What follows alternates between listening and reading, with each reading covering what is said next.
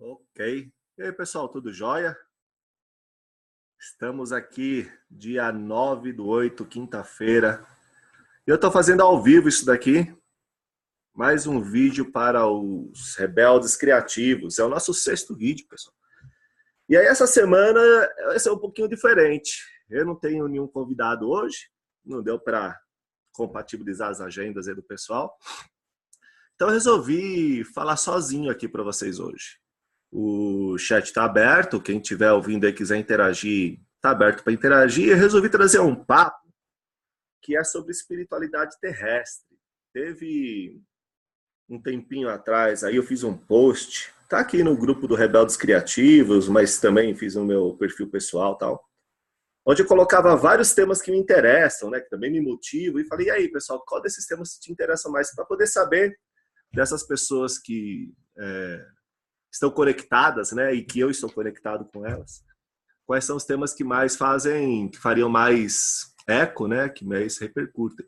E, assim, muito legal, né, um dos temas que mais apareceram, claro que a aprendizagem foi disparado sobre novas formas de aprendizagem na sociedade em rede, foi o tema disparado mais interessante, né, para as pessoas aí que estão conectadas aí na nossa rede, na pessoa que a gente forma. Mas outro tema que apareceu foi a história da espiritualidade, né? E para mim, a espiritualidade ela tem uma história bastante particular, né? Inclusive, me dá licença, eu vou acender um paieiro, tá? Porque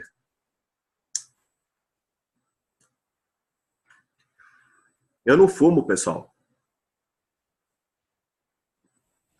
Mas tem certas ocasiões em que um cachimbo, um charuto, um cigarrinho de palha mesmo, eu não gosto de cigarro, são sabe, raras ocasiões em que eles acompanham muito bem o papo. E esse papo sobre espiritualidade,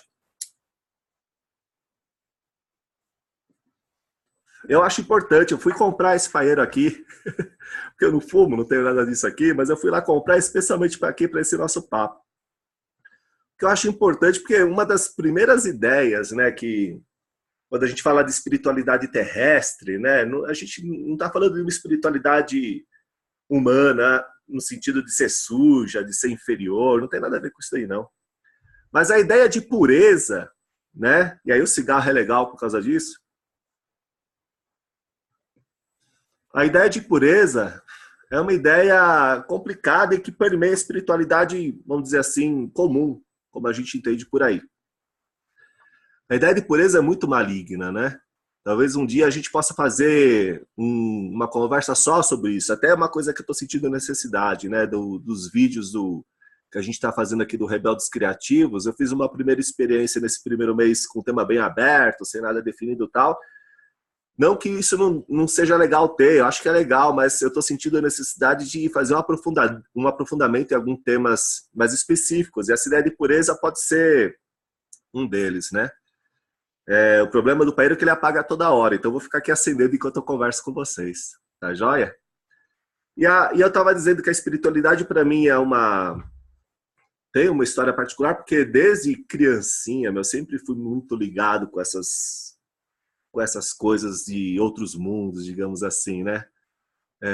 Com essas coisas divinas, com essa história de quarta dimensão, com essa história de até de ter um domínio e controle das forças da natureza, tudo. A coisa de espiritualidade, ela, né, tem vários ramos, tem vários caminhos aí que cruza por todas essas histórias aí. E como entrei nisso, né, com 6 ou 7 anos da idade, não lembro direito se foi com 6 ou 7, tinha uma amiga dos meus pais que tinha uma pizzaria lá no bairro. E essa amiga aí, ela era uma membra muito, muito antiga da Rosa Cruz Amorque. Não sei se vocês conhecem, é uma ordem iniciática baseada nos mistérios egípcios, né? Coloca lá como patrono dela o Akhenaton. Mas ela era muito, muito antiga nessa história aí, nessa ordem iniciática, nessa seita esotérica, como quiserem chamar. E o marido dela também era um cara antigaço da maçonaria e tal. E aí começou a primeira merda, né, na minha vida de espiritualidade. Essa mulher chegou para os meus pais e falou assim: o moleque que você tem aí é muito especial. Essa é a merda, né? Achar que você é diferente dos outros. Começa por aí, mas tudo bem, a gente vai falar sobre isso depois. Esse moleque é especial, babá, que eu tô vendo assim nele, tô vendo não sei o quê, dá esse livro para ele ler. Deu um livro Rosa Cruz, um livro da Ordem Rosa Cruz. Deu para eu ler, eu não sabia ler, pessoal, eu não sabia ler. Eu aprendi a ler nesse livro. Querendo ler o livro, desculpa, eu fui buscar aprender a ler. Então, o primeiro livro que eu li na minha vida, eu aprendi a ler com o livro Rosa Cruz. Não me fez muito bem isso aí, não. Daí por diante, eu não parei mais. E praticamente todos os livros que eu tinha interesse, claro, né, já teve um caminho aberto ali, né, um açude criado, digamos assim, para poder abrigar esse tema, todos eles iam por esse lado da espiritualidade, por esse lado do que está por trás das coisas, de querer entender o mundo de uma forma mais ampla, mais complexa, enfim. E desde criança sempre fui fascinado por isso. Então, eu passei a minha infância inteira, a minha adolescência inteira. Eu lia, gente, sei lá, teve época que eu lia, sei lá, uns 3 livros por semana ligado com isso. Ocultismo, espiritualidade, as diversas seitas do Oriente, do Ocidente, povos assim, povos assado e tudo que envolve esse mundo aí. Lia pra caramba e comecei a conversar com um monte de gente também. Eu vivia isso, a verdade era essa. E apesar de, na infância, meus pais terem me dado uma formação católica, fiz catecismo, fiz crisma, etc. Tal. Eu nunca gostei de religião. Nunca fui com a cara de religião. Não porque me incomodava a relação hierárquica que se estabelece na religião do sacerdote com o seu povo, digamos assim, a sua comunidade, né? Mas porque eu nunca achei que a religião me dava as respostas que eu procurava. E olha que eu, sei lá, pelo menos a religião cristã, eu li a Bíblia inteira 3 vezes. A Bíblia inteira eu li 3 vezes, estudei aquele negócio. E alguns cadernos da Bíblia, alguns livros da Bíblia, eu li várias e várias vezes. João, Gênesis, Apocalipse, eu li várias. Ezequiel gostava na época que eu estava ligado estudando UFO também. Li várias e várias vezes essas histórias. E, claro, que você estava tentando fazer uma ligação com o estudo de Cabala, com o estudo de outras coisas, mas as religiões, de modo geral, sempre foram muito superficiais para mim.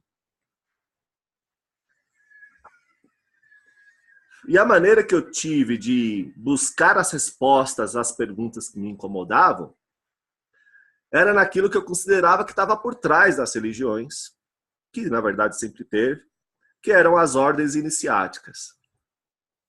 Então eu tive uma época da minha vida, foi já na adolescência, assim, entrando na adolescência, comecei a entrar em tudo que a ordem que me aceitava lá, fazia os testes dos caras, tal, e enfim. O que vocês imaginar, eu passei, pessoal. Demolê, dentro da maçonaria, das 4 Rosa Cruzes existentes, passei por 3. Colégio dos Magos, Ordem dos Templários, Ordo Templi Orientes.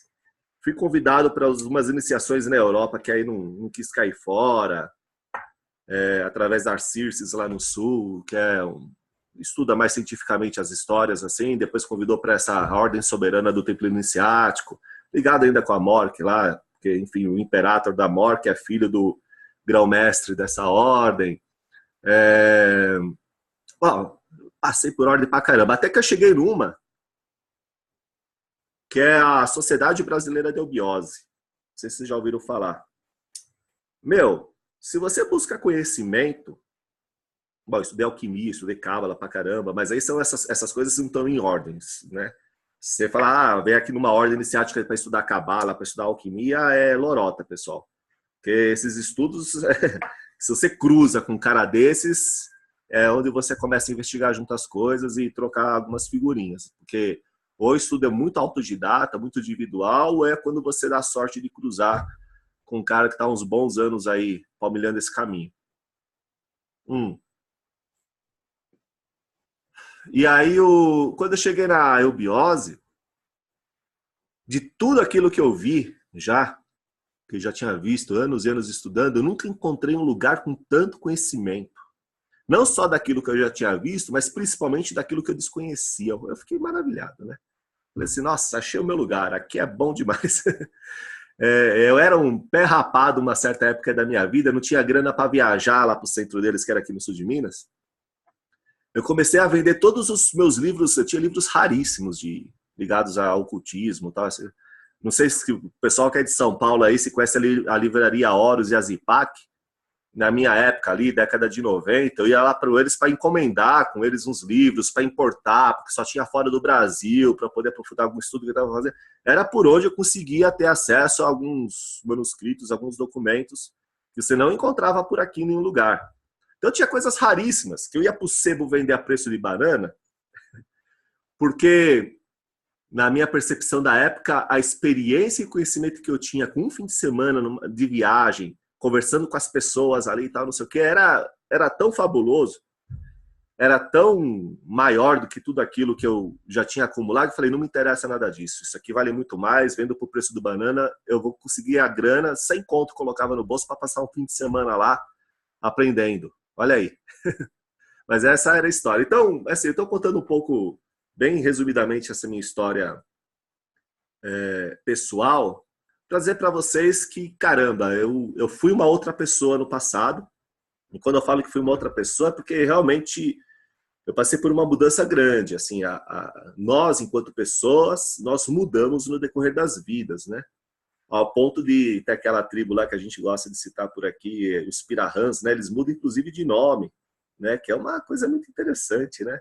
Muito legal de se pensar. Pô, você vive um outro momento da sua vida que aquele nome não diz mais respeito a você. Você precisa assumir uma nova identidade.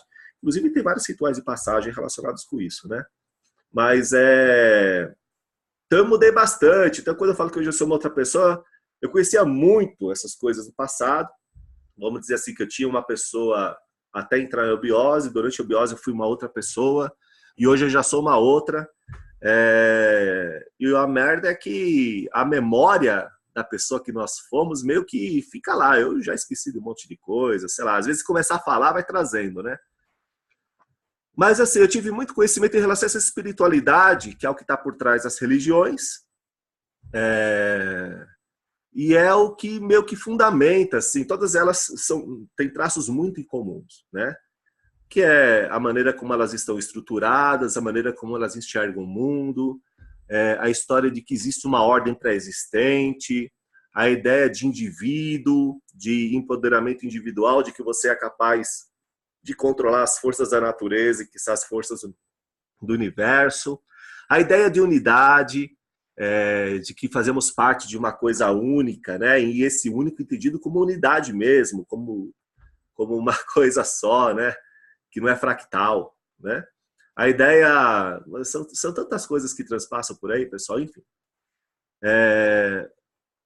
O que eu quero dizer é que quando a gente fala de uma espiritualidade terrestre, para mim, a descoberta do que era uma espiritualidade terrestre eu tive quando eu estava morando no Mato Grosso, entre os anos 2011, eu morei lá desde 2007 a 2012, mas foi em 2011 e 2012 onde isso aí fez sentido para mim. Ela é um tipo de espiritualidade humana, que tem a ver com a nossa humanidade, mas que não tem nada a ver com todas essas outras espiritualidades que a gente está falando por aí.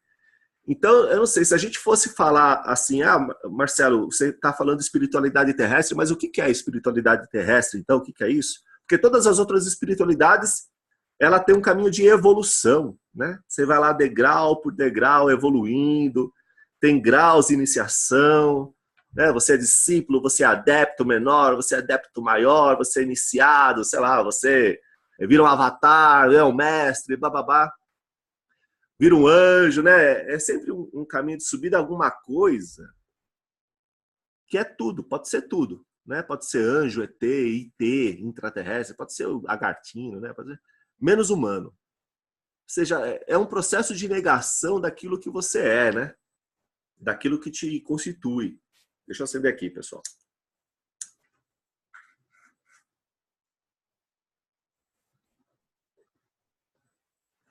E a espiritualidade terrestre, se a gente fosse definir ela, A gente poderia até dizer que é o seguinte, que é como se fosse a espiritualidade aqui entendida como tudo que nos conecta à nossa humanidade. Ou seja, é tudo que nos torna mais humanos e não menos humanos e também não mais que humanos. Entenderam? Não é porque eu preciso evoluir para ser alguma coisa que não é humano. Para ser um anjo, para ser um ente, sei lá, qualquer coisa, para mudar de hierarquia, para ser o cara lá das Pleiades, entendeu? Espiritualidade terrestre tem a ver com tudo aquilo que nos conecta à nossa humanidade. Só que a gente só, pelo menos para mim, né? Vou falar da minha experiência. A ficha só caiu sobre o que é essa humanidade quando você encontra ela. E ela não está dentro de você, aí que tá.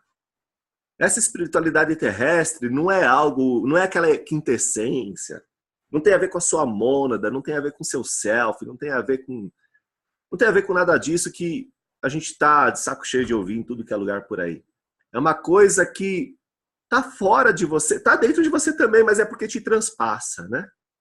Mas está entre os humanos, ou seja, é um negócio que você consegue sentir porque emerge de algo que acontece entre seres humanos e só entre seres humanos.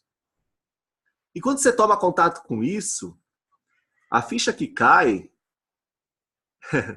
é uma coisa muito legal, porque assim, do ponto de vista da espiritualidade, da visão da espiritualidade tradicional, né, a gente pode dizer que existem forças, hierarquias, ou um deus, ou deuses, como vocês quiserem, tanto faz, que criam, né, criaram o mundo, criaram os cosmos que existem, criaram todas as coisas que nos rodeiam, né, a natureza, os reinos mineral, vegetal, animal, nos criaram, né, enfim, você tem essa ideia. Mas, de repente, a ideia de espiritualidade terrestre, ou de encontro com a humanidade, ela é tão disruptiva porque ela diz o seguinte: existe algo que vamos chamar de Deus, tá? Respeitando as crenças aqui de cada um, não tem problema, mas vamos dizer assim, né? Só para fazer uma metáfora aqui. Existe algo que Deus não foi capaz de criar. E não só não foi capaz de criar, porque a gente pensa assim, que todo poder realmente criativo, de poder materializar um cosmos, um universo, um mundo, é algo divino, né? Parte de algo divino. Ou seja, de algo que está além de nós, acima de nós, né? Mas imagina, então, que existe algo que essa coisa, que esse cara aí não foi capaz de criar. E, mais ainda, ao ele ver essa humanidade criada, ele também não é capaz de entender direito. Porque não faz parte da natureza dele. É tão novo para ele, tão inovador para ele, tão disruptivo para ele, que ele deve ficar matutando ali. Caramba, que negócio é esse que esse pessoal inventou aí? Então, a humanidade é isso. É algo criado por humanos. É como se nós pudéssemos, disséssemos assim, a humanidade, e a humanidade eu estou falando do que eu estou falando, na verdade? Do social. Daquilo que é a melhor palavra que a gente tem para definir isso hoje. Não sei, talvez a gente invente outra aí depois. Mas para não usar uma palavra que já esteja meio viciada em outros conceitos, né? Ainda que o social também esteja, né? Mas assim, uma palavra ligada à espiritualidade, né? Do mundo que se usa, né? Viciada em outros conceitos, para não deturpar o sentido, o social seria a melhor forma de dizer. Ou seja, é alguma coisa que se cria, se estabelece na relação entre humanos, somente entre humanos, e que está entre eles. Aquela ideia de que do Espírito Santo, de uma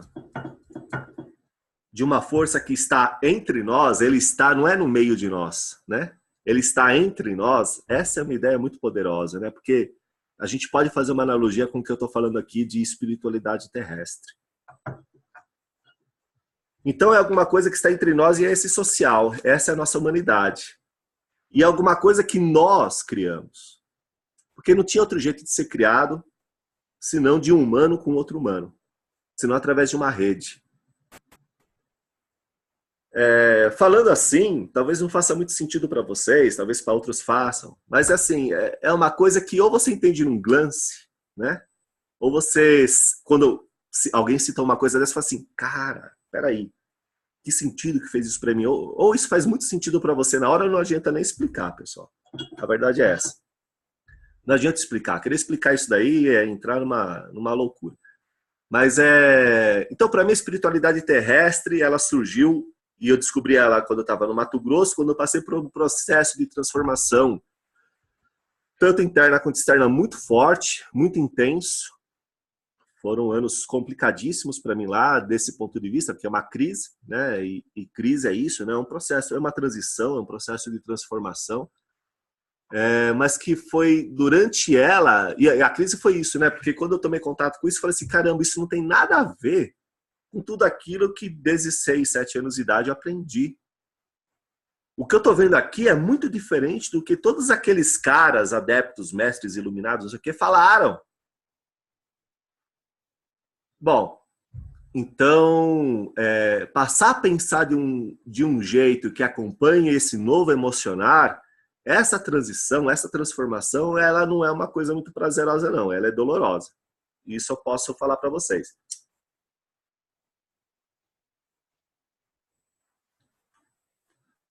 Mas, o que isso quer dizer? Isso quer dizer que toda aquilo que a gente estuda, né, quem se dedica a estudar as correntes espirituais que existiram aí na humanidade, na história humana, não existiu, assim, toda aquela lá foi lorota, aquela lá foi tudo uma invenção. Se tem coisas tão essenciais na maneira de ver e de sentir que não correspondem a todas elas, porque todas elas têm isso em comum, né, essas maneiras essenciais e essa forma de enxergar o mundo, esse emocionar. Para mim, pessoal, não. Para mim, tudo aquilo, mas aí é uma opinião muito particular minha e é algo que eu estou investigando, né? Faz parte de uma investigação pessoal. Para mim, tudo aquilo existe, sim. Todas aquelas dimensões, aquelas coisas, tal, existe. O que para mim não existe é aquela maneira de explicar. Talvez a gente diga assim, ao mudar a maneira de explicar, você muda as coisas também. Elas passam a ser outras coisas, talvez sim. Mas eu acho que, como a gente está aí há 6, 5, 6 mil anos, imersos numa cultura patriarcal, guerreira, autocrática, sacerdotal, e que nos faz ter um emocionar, um determinado emocionar, e a nossa racionalização sobre esse emocionar acompanha a cultura, ou seja, a nossa forma de explicar sempre vai obedecer à cultura vigente. Para mim, é muito natural que quando determinados humanos, pessoas, tiveram contato com uma dimensão mais ampla da existência, né? E se não me engano, Maturana, no Conversações Matrísticas e Patriarcais, ele define espiritualidade assim: é tudo aquilo que pode nos conectar a uma dimensão mais ampla de nossas existências. Muito legal. Ampla não no sentido de maior, você fala, vou me conectar aos anjos e tal. Não tem a ver com isso, não. Tem a ver com uma dimensão humana, social, que nos conecta, nos empodera, em powerfulness, né? Depois a gente pode até falar sobre isso. Então, se essas pessoas que tiveram contatos com essas dimensões, né, que, nossa, revelaram alguma coisa para eles, que outra forma haveria deles explicar aquilo que eles passaram, se não pela cultura na qual eles estavam imersos? Ou seja, será que na cabeça deles haveria outra forma de entender aquilo? Será que, ao tentar explicar o que eles vivenciaram para outras pessoas, se não usassem os gatilhos, né, e as ferramentas, os procedimentos da cultura atual, outras pessoas iriam entender? Né? Se você não colocasse a forma de uma maneira, vamos dizer assim, uma coisa simples, hierárquica, né? Que tem um rei, uma rainha, que tem sacerdotes, que tem não sei o quê, que papapá, que tem uma casa, tal, as pessoas iriam entender isso. Então eu acho que muitas das, assim, opinião particular, novamente, muitas das experiências que essas pessoas no passado tiveram, na verdade, ao relatarem em seus livros, em seus estudos, ao compartilhar isso, né, na tradição oral também, o que eles vivenciaram, eles não tinham outra forma de fazer isso senão através da cultura vigente. Não só porque eles, as pessoas não iriam entender, mas também porque eles não tinham conexões neurais, vamos dizer assim, diferentes o suficiente para poder enxergar aquilo de uma outra forma funcionando. Eu acho isso. Eu acho isso. E é um processo de investigação pessoal meu tentar recontar todos esses entendimentos principais, né, que são comuns a todas as correntes espirituais, que chegam até nós, sobre o ponto de vista das redes sociais, de sistemas complexos, de tudo isso que a gente tem acesso hoje. Porque essa é uma ciência muito nova, né? Entendimento de que as coisas acontecem de forma sistêmica, da complexidade, dos fenômenos emergentes. Cara, fenômeno emergente é uma baita descoberta que acontece nesses sistemas, que é o que a nova ciência das redes se dedica. Não eram coisas que nem passavam pela cabeça das pessoas antes. Né? Na cabeça de quem? Que livro, né? Eu que já li pra caramba, você me fala um aí. Um livro de alguma corrente espiritual que tenta, né, trazer um pouquinho de... Claro, tem uma coisinha ou outra ali, mas é muito vago. Né? A estrutura mesmo com que está sedimentada uma determinada corrente espiritual é toda baseada nessa cultura vigente. Então, eu acho que há formas de recontar. Até porque, quando eu estava no Mato Grosso,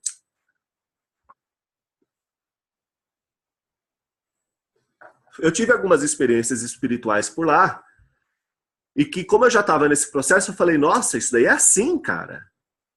Não é assado lá, não é da maneira que eu passei, sei lá, 20, 30 anos, mais de 30 anos da minha vida estudando. Dá para contar agora de uma outra história isso daí. E aí as coisas mudam, né? A realidade muda, na verdade, né? O cosmos social onde você está inserido tem uma outra linguagem, né? Então, o que eu estou dizendo é que não havia linguagem no passado suficiente para poder explicar essas coisas. A linguagem, ela é possível talvez hoje, ela está se formando, né? Ela está se prefigurando. E aí tem algumas pessoas, bom, eu não quero me alongar aqui, pessoal, mas aí tem algumas pessoas que começaram a enxergar isso. E um desses caras, que até depois eu vou pôr o texto aqui junto com o vídeo para vocês, é o James Hillman. O James Hillman é um psicólogo junguiano, baita especialista junguiano, que no fim da vida dele escreveu um livro assim, ó, chama 100 anos de psicoterapia e o mundo continua cada vez pior. É bom isso aí, né? É um ótimo título. Mas no fim da vida dele ele teve um clique, né? E tem um texto dele a respeito desse livro aí que ele deu numa palestra, onde ele tenta reimaginar, por exemplo, ele já estava nesse processo. Ele estava, infelizmente, ele morreu, não conseguiu concluir a investigação dele.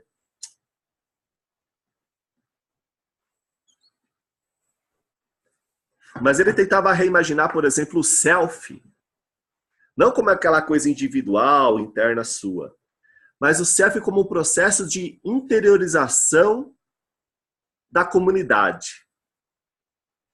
Olha só o que é isso. É o cara que fez ele começou a fazer uma nova leitura daquilo que em psicologia junguiana principalmente é chamada de psicologia arquetípica.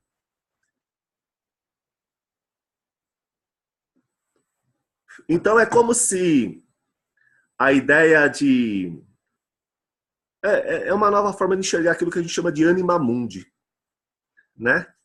Ou seja, é como se o self ele fosse sustentado pelas ideias, vamos dizer assim, pelo fluxo da anima mundi, que também é uma ideia, gente, furada dentro de como a espiritualidade explica, mas que eu acho que ela pode ser recontextualizada dentro desse novo padrão. A ideia de que a anima mundi não é uma alma só, né? Não é a alma do mundo, não existe uma alma, mas são miríades de almas, miríades de selfies, miríades de pessoas, onde a pessoa é fractal, a anima mundi é fractal.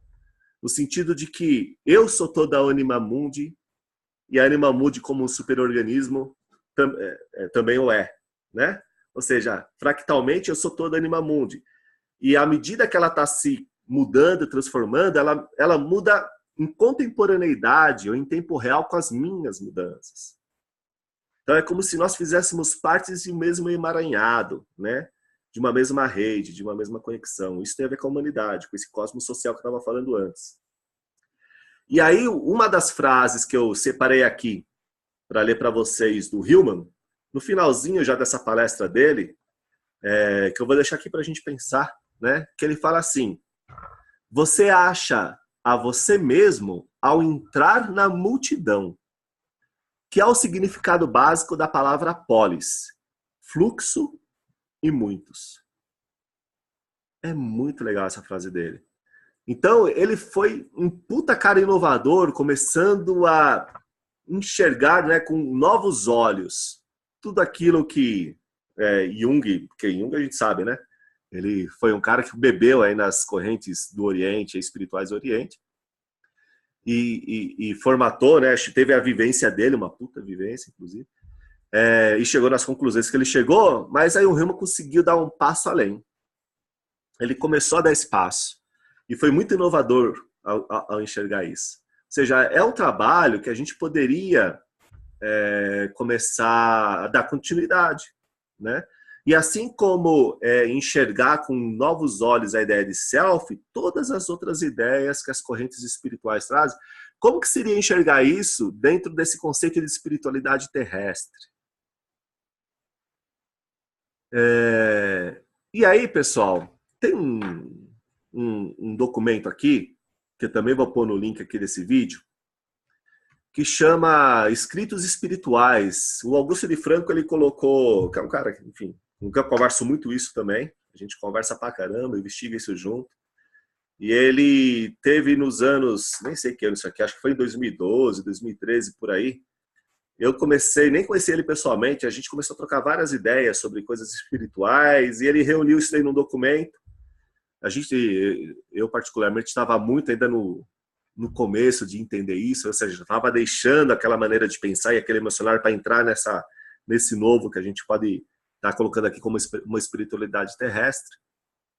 Mas nesse documento que ele reuniu algumas conversas, ele também colocou várias coisas que ele escreveu, e uma dessas coisas é Imaginando o Simbionte Social.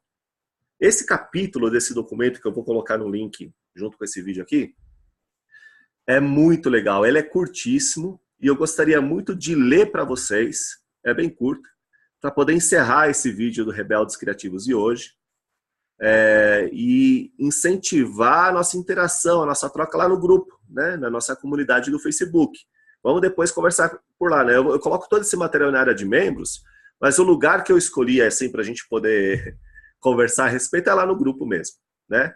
No grupo tem assinantes e não assinantes, ou seja, pessoas que se interessam por isso, mas ainda não são assinantes, mas que, cara, eu acho muito importante eles fazerem parte disso aqui também. A gente não deixar isso aí fechado, não. Então, eu vou ler essa história para vocês, porque o simbionte social é como se a gente dissesse assim, pelo menos, foi a minha descoberta, né, enquanto estive no Mato Grosso. Foi quando eu tomei contato com essa outra coisa que não foi criada por nenhuma outra entidade externa ou interna, mas por humanos com outros humanos. E que criou um novo cosmos, que não existia no universo. E é um novo cosmos. Assim como tem o cosmos, sei lá, químico, vamos dizer assim, o mundo, o universo químico, o universo biológico, né? O universo quântico, o universo físico. Tem um outro universo, pessoal, que é o universo social, que é esse universo humano. E o simbionte social que Augusto coloca aqui nesse texto tem muito a ver com isso. Então eu vou ler para vocês. E é bem curtinho, vamos lá. Então, olha só, imaginando o simbionte social, ele coloca. Imagine que as outras pessoas fazem parte de você. Ou seja, que você e as outras pessoas fazem parte de um mesmo organismo. Cada pessoa, por certo, é diferente das demais. É sempre única. Inclusive porque desempenha a cada momento uma função particular nesse organismo, ainda que não determinada pela sua posição no organismo. Assim, as funções particulares de cada pessoa não são fixas, mas variam com o fluxo interativo que rege o metabolismo do organismo e que, em certo sentido, é o próprio organismo. O organismo em questão não é uma hierarquia, mas uma rede. O organismo é composto por pessoas, não por indivíduos. Isso significa que o organismo é social e não biológico. O organismo é fractal, não unitário.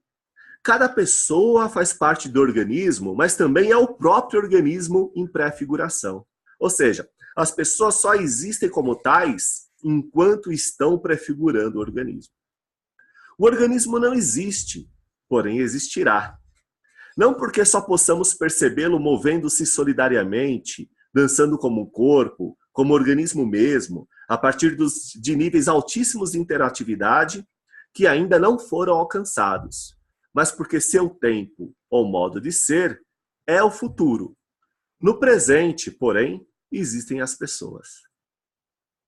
Então, cara, é um texto muito legal, que dá muito a pensar,